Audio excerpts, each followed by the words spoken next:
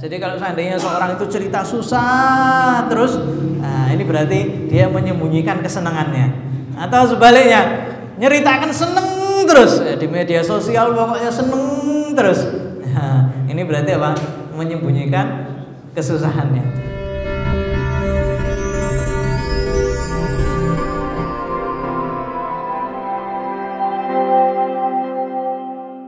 Alhamdulillah, kita lanjutkan kembali daripada pembacaan kitab Muhammad Al-Insanul Kamil karya Buya Sayyid Muhammad bin Alwi Al-Maliki. Beliau masih melanjutkan daripada mencermati hadis Nabi Muhammad SAW tentang seorang yang di padang pasir kehilangan unta dan makanannya, yang sudah putus asa, dia mau mati, kemudian Allah Subhanahu wa taala kembalikan daripada untanya, makanannya. Kemudian Nabi Muhammad SAW mengatakan Allah Subhanahu wa taala lebih senang dengan taubat hambanya daripada orang ini. Ya. Ini beliau masih membahas tentang hadis tersebut. Beliau mengatakan yusbihu Rasulullah SAW qabulullah li taubatil abd taib wa ridahu rahmatul wasi'ah bi abdihi wa syafaqati alaihim bi rajulin fi ardin jadba muhlikah dha'a minhu ba'iruhu alladhi azama ijtiyazu tilkal falah bihi thumma wajadu wa qad ashrafa 'ala al-halak. Nabi Muhammad sallallahu alaihi wasallam mengumpamakan cintanya Allah, rahmatnya Allah, ridhanya Allah Subhanahu wa taala, rahmatnya yang luas itu diperumpamakan dengan seorang yang mau menjalani perjalanan di tengah-tengah padang pasir yang berbahaya, ya.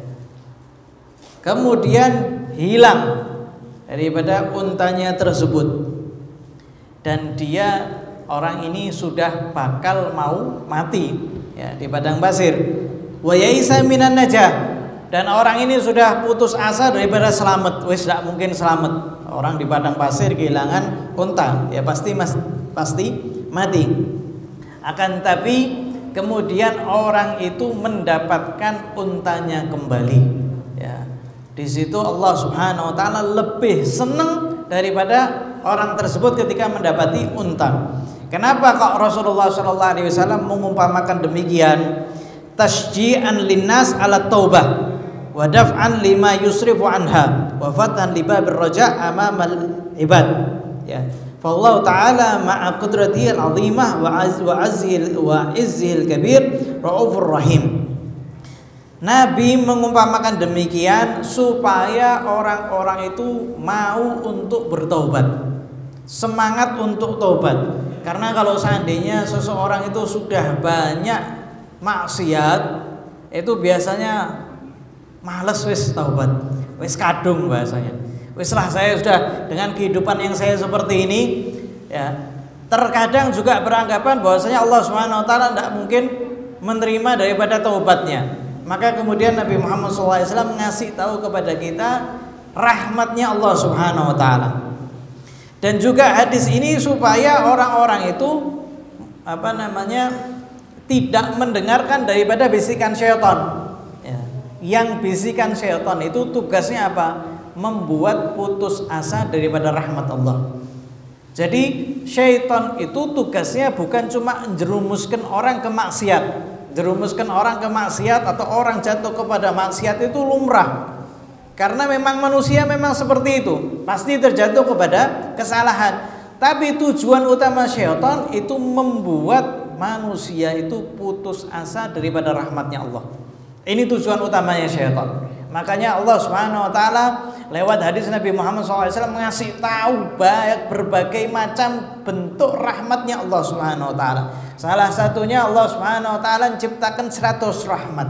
100 rahmat.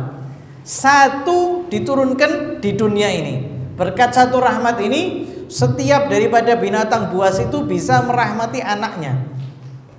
Tapi kalau satu ini dicabut sama Allah Subhanahu wa taala, ya sudah, binatang ternak atau binatang buas itu bakal nyaplok anaknya sendiri. Tapi berkat satu rahmat ini, binatang buas jaga anaknya, tidak makan sendiri anaknya. 99 itu kapan diturunkan oleh Allah Subhanahu wa taala? 99 diturunkan sama Allah ketika hari kiamat. Ya. Jadi bayangkan rahmatnya Allah ketika di hari kiamat. Ya, makanya ada orang Badui ketika mendengarkan beratnya hari kiamat, Badui ini cuma tanya satu. Di situ ada Rasul atau tidak? Satu tok tanya. Di situ ada Rasul atau tidak? Ada. Kalau sudah ada Rasul, saya tidak takut lagi. Sudah pasti rahmat. Badui ini cuma satu pertanyaannya. Di hari kiamat nanti ada begini, ada begini. Di mahsyar begini. Keadaan hari kiamat menakutkan. Tapi pertanyaan Badui cuma satu. Di situ ada Rasul atau tidak? Ada. Sudah selesai masalahnya. Ya, 99 diturunkan di hari kiamat. Sehingga Allah Subhanahu wa taala ngasih tahu kepada hambanya, jangan sampai kamu tidak mau taubat. Allah Subhanahu wa taala ngasih berbagai macam bentuk rahmat supaya hambanya itu mau untuk bertaubat. Begitu juga hadis ini. Harapan bagi orang-orang yang berdosa, yang sudah terlanjur berdosa, banyak berdosa, untuk tidak pernah untuk putus asa daripada rahmatnya Allah Subhanahu wa taala. Dan Allah Subhanahu wa taala atau Nabi Muhammad SAW di hadis ini memberikan semangat kepada orang-orang hamba-hambanya Allah Subhanahu wa taala supaya dia bertobat dan dia itu bisa apa? Bisa selamat di dunia dan di akhirat. Wa fil hadits kinayah an ihsanillah taala ila abdi taib wa tajawuzi an sayyiati li anna al-asi idza waqa'a fil ma'siyah sara fi qabdati syaitan wa asrihi. Dan dalam hadis ini beliau mengatakan ini menunjukkan tentang bagaimana sikap baiknya Allah Subhanahu wa taala terhadap hamba yang taubat dan Allah itu mentolerir daripada kesalahan-kesalahannya. Ya, sama Allah Subhanahu wa taala diabaikan. Wis, yang penting kamu taubat.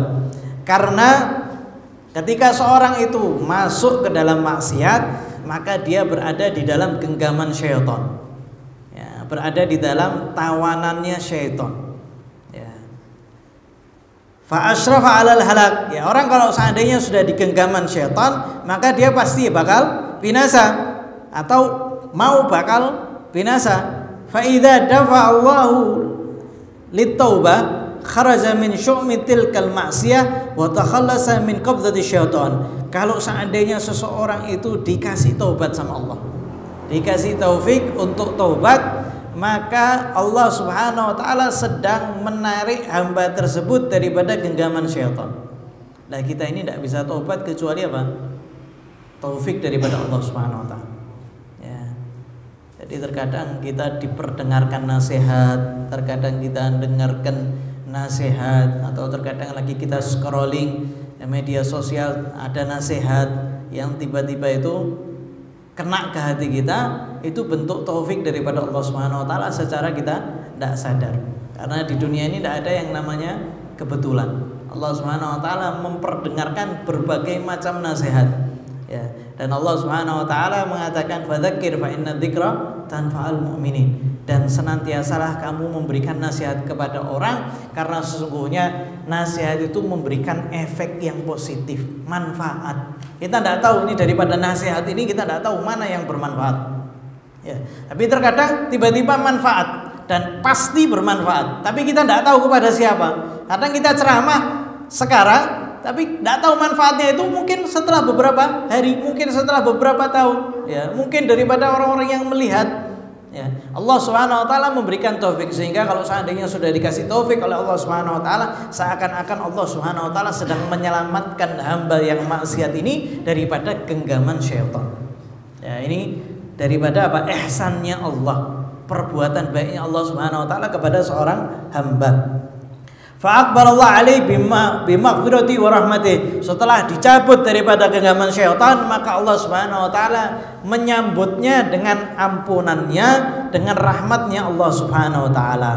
Fatamthil innama huwa lihalil abdi taib wa ma yatahassal lahu bisababi taubah minan najati wal fawz. Sehingga Nabi itu mengumpamakan apa yang didapat oleh orang yang taubat kalau seandainya dia bertaubat kepada Allah Subhanahu wa taala.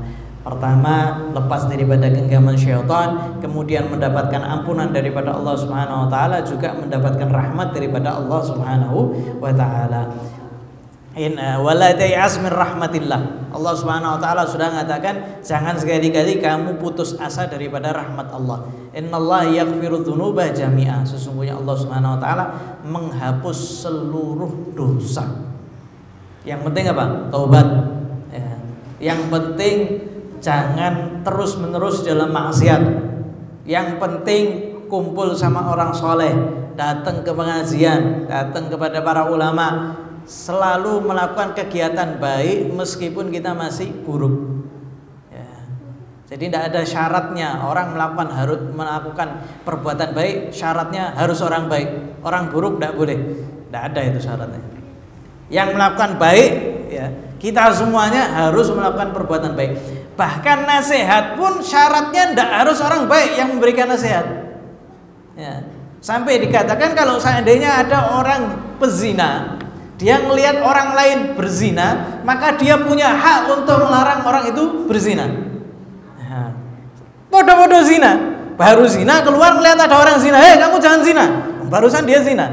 Tapi dia punya hak untuk melakukan itu di dalam Islam. Ya, sehingga orang yang memberikan nasihat itu syaratnya tidak harus orang baik. Ya. Dan kita diperintah untuk menerima nasihat dari siapapun. Menerima hikmah, ngambil hikmah daripada siapapun. Sampai dikatakan hikmah itu benda yang hilang dari orang mukmin. Dimanapun dia dapati maka pasti diambil. Ya, diumpamakan apa? Hikmah itu seperti barang kita yang hilang. Kita kehilangan barang, ditemukan oleh siapapun pasti kita ambil. Tidak mungkin kita abaikan. Wah ini barang kita diambil. Hikmah seperti itu. Ya. Dimanapun kita mendapati dari lisan manapun, kalau seandainya itu ada hikmah kita ambil. Begitu juga nasihat dari siapapun, dari orang gila, orang tidak beragama, orang yang buruk. Tapi kalau di situ ada nasihat, di situ ada hikmah, maka kita ambil hikmahnya.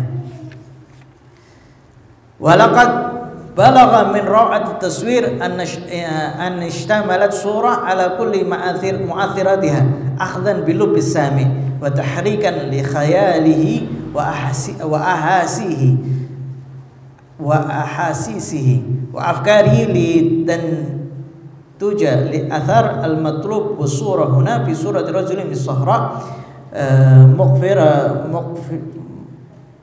mukaffara ma'ahu zadahu munaffara ya munaffara ma'ahu zadahu ma'at ta'am wal ma' markabahu minal ibil. Sehingga Nabi Muhammad sallallahu alaihi wasallam di dalam gambaran ini menjadikan orang yang mendengar itu paham. Orang yang dengar itu langsung kepingin untuk taubat. Ini tujuan Nabi Muhammad sallallahu alaihi wasallam. Orang-orang itu mau taubat karena digambarkan putus asanya hamba tersebut daripada hidup. Ya, dia sudah putus asa, dia sudah bakal mati ini. Ya, ini diumpamakan kita juga ketika banyak maksiat, kita seakan-akan ya sudah harus kita bakal tidak bakal rahmat daripada tidak bakal dapat rahmat daripada Allah. Tujuan kita ini pasti neraka. Ya, itu juga sama. Ya, sehingga Nabi Muhammad SAW mengatakan bahwasanya seseorang itu senantiasa untuk bertobat meskipun dia itu menganggap dirinya sudah bakal apa? Bakal binasa. Ya, sehingga diperumpamakan orang tersebut ini sudah dalam keadaan apa? Putus asa, dalam keadaan sakit, dalam keadaan dia sudah mau menuju mati, maka kemudian Allah Subhanahu wa taala menyelamatkannya.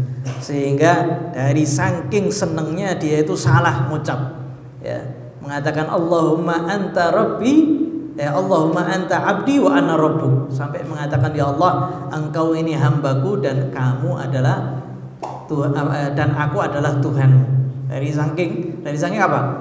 Senengnya, pengen mengatakan ya Allah engkau ini benar-benar Tuhanku dan aku adalah hambamu. Tapi dari saking senengnya kebalik, ya. Hadha ar-rajul bi farhati allati la tudhari'u wa sururuhu alladhi la yumkinu tahdiduhu laysa ashaddu hirsan 'ala al-hayah wa qubul rahilah wa talqiyan lin najah minan qabulillah li taubah abdil mu'min wa iqbali alaih. Ya. Orang yang senangnya luar biasa ini, ya, yang kesenangannya tidak mungkin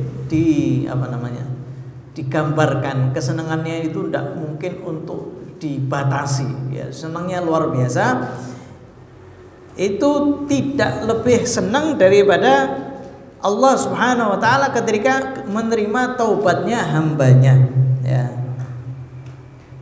Sehingga Allah itu lebih senang. Dan maksud Allah lebih senang di sini, Allah Subhanahu wa taala sangat amat ridho. Ya. Kalau senangnya manusia akan kesenangan dengan kesenangan duniawi, ya, tapi maksudnya Allah lebih senang, maksudnya Allah lebih ridha ketika hambanya itu taubat kepada Allah Subhanahu wa taala. Wa yu'khadhu min hadits jawazu dharbil mathal bima yasil ila afham min al-umur al-mahsusah. Dari hadis ini ambil poinnya, ambil hikmahnya, bahwasanya diperbolehkan bagi kita itu untuk memberikan contoh-contoh yang bisa memberikan pemahaman kepada orang lain. Ya, sampai sekarang itu digunakan, ya, contoh-contoh. Wa fihi irsyad ila dawamil muraqabah wa istimrar muhasabatal insani li nafsi wa wujubul mubadarah bit taubah wa raja' qabuliha min Allah taala. Dari hadis ini juga kita ambil poinnya bahwasanya kita diperintahkan untuk senantiasa berada di dalam pandangan Allah, tidak lepas daripada pandangan Allah Subhanahu wa taala, dan selalu introspeksi diri kita, ya, dan juga selalu senantiasa untuk menyegerakan taubat, ya. Kita kemarin baca bahwasanya malaikat itu tidak akan mencatat keburukan kita sebelum 6 jam, ya, ditunggu. Kalau sudah 6 jam tidak taubat baru dicatat. Tapi kalau sebelum 6 jam dia taubat kepada Allah Subhanahu wa taala, langsung menyegerakan taubat, maka malaikat yang mencatat itu tidak mencatat, ya, tidak mencatat daripada maksiat kita, sehingga disunnahkan untuk menyegerakan taubat. Jatuh ke dalam maksiat langsung taubat, jatuh ke dalam maksiat langsung bertobat. Dan ketika kita taubat, kita mengharap bahwasanya Allah Subhanahu wa taala bakal menerima taubat kita. Tapi jangan diulangi terus. Diulangi terus, ya, bodoh ya. Tapi meskipun kita itu terjatuh lagi, diulangi lagi, taubat lagi. Jangan sampai sekali-kali mengatakan, "Wis sudahlah, saya bakal jatuh kepada maksiat," ya. Meskipun berkali-kali. Maksudnya jangan mengatakan, "Wis saya maksiat, habis ini taubat, besok maksiat lagi." Sudah ada niat lagi, ya, itu namanya tidak taubat. Tapi kalau taubat itu saya sudah tidak mau melakukan maksiat ini lagi, tapi besoknya subhanallah terjatuh lagi, tetap lakukan taubat langsung, ya. Dan dalam hadis ini ada rahmatnya Allah Subhanahu wa taala dan juga bagaimana lalainya seorang hamba, ya. Makanya Allah Subhanahu wa taala ngasih tahu bahwasanya Allah Subhanahu wa taala Maha menerima taubat, dan sesungguhnya kesulitan itu selalu disertai dengan kemudahan, ya. Wal faraj ma'al karbi, kesulitan juga ada kelapangan. Jadi tidak ada yang namanya di dunia ini seneng terus, tidak ada. Susah terus juga tidak ada, ya. Jadi kalau seandainya seorang itu cerita susah terus, nah, ini berarti dia menyembunyikan kesenangannya. Atau sebaliknya, nyeritakan seneng terus, ya, di media sosial pokoknya seneng terus. Nah, ini berarti apa? Menyembunyikan kesusahannya. Pokoknya manusia itu tidak ada, ya. Makanya ketika ada seorang raja minta nasihat, ya, saya minta nasihat, satu kalimat yang saya bakal tulis di cincin saya, kalau saya lagi senang melihat nasihat ini, saya bakal sedih. Kalau lagi sedih, saya melihat nasihat ini, saya bakal senang. Ya, ini apa ini yang ditulis? Ya, maka seorang ulama itu nulis nasihat apa? Hada sayamti, ya, tulisannya cuma hada sayamti, keadaan ini bakal berlalu, ya. Jadi setiap melihat cincinnya, lagi seneng ngelihat cincinnya, momen ini sebentar lagi bakal berlalu. Sedih, kalau lagi sedih ingat cincinnya, sebentar lagi ini bakal lewat, ya. ya sudah, Allah Subhanahu wa taala sudah inna ma'al usri yusra. Kalau ada kesulitan pasti ada kemudahan. Ya, jadi tinggal nunggu wae, jangan dipikiri. Wah, sulit tenan ya Allah, hidup gua kayak gini, dipikiri masalah itu dipikiri terus. Padahal kalau masalah itu diulur, ya, ditunggu, ya, bakal melunak sendiri. Karena apa? Inna ma'al usri yusra, inna ma'al usri yusra. Wa annahu la ya'su min rahmatillah, wa annahu la ya'sa min rahmatillah. Dan hendaknya jangan putus asa daripada rahmat Allah Subhanahu wa taala. Annal hirs 'ala din yajibu an yakuna aqwa min hirs 'ala dunya. Ambisi untuk agama itu harus lebih kuat daripada ambisi kita terhadap dunia. Itu harus, jangan dibalik atau jangan sama orang kafir. Orang kafir ambisinya ya duit, ya jabatan, ya kenikmatan dunia. Itu orang kafir. Maka jangan samakan kita dengan orang kafir. Ya, kalau tujuannya harta, tujuannya kenikmatan dunia, yaitu kita tidak ada bedanya. Ya, tujuan kita. Tapi tujuan kita hendaknya apa? Ambisi kita terhadap akhirat lebih besar daripada ambisi kita terhadap dunia. Wa fi taqribullah lil mu'minin wa ib'adu lil kafirin. Dan dari hadis ini Allah Subhanahu wa taala senang untuk mendekatkan orang mukmin dan menjauhkan orang kafir. Wa fi qabulul khata' wa sama fi ma la yaqsud al-insan wuqu'. Dan di dalam hadis ini Allah Subhanahu wa taala memaafkan kesalahan yang kalau seandainya kita tidak bertujuan untuk melaksanakan daripada kesalahan tersebut. Ya, kita tahu bersama bahwasanya al-insan mahal khata' wan nisyan. Manusia itu tempatnya salah dan tempatnya lupa. Kalau seandainya kesalahan itu kita tidak sengaja, maka Allah Subhanahu wa taala itu mau memaafkan. Allah Subhanahu wa taala yang super power itu mau memaafkan. Jangan sampai sekali-kali kita itu tidak mau memaafkan orang. Allah ini ya, kalau kita mau diadab ya Allah Subhanahu wa taala ya berhak ya. Allah Subhanahu wa taala punya hak, tapi Allah Subhanahu wa taala ini mau menerima dalam keadaan Allah Subhanahu wa taala ini super power. Ya, maka jangan sekali-kali kita itu tidak mau memaafkan orang lain. Ya.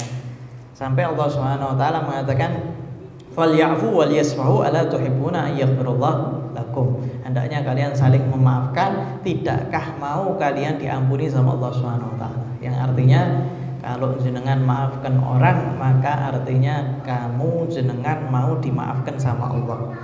Tapi kalau keras, saya tidak bakal maafkan sampai akhirat tak tuntut. Nah, ini bahaya ini. Tuntutan di akhirat ini bahaya. Jangan ngerasa kita seperti seakan-akan itu tidak pernah melupakan hak Allah Subhanahu wa taala. Orang itu tidak menunaikan hak kita sehingga kita marah. Tapi kita juga terkadang tidak menunaikan hak Allah Subhanahu wa taala yang diwajibkan atas kita. Kalau kita ini berlaku keras terhadap orang lain, Allah Subhanahu wa taala bakal berlaku demikian sama kita. Tapi sebaliknya, kalau seandainya kita itu bermurah sama orang, baik sama makhluk, rahmati makhluk, maka Allah Subhanahu wa taala juga akan merahmati kita.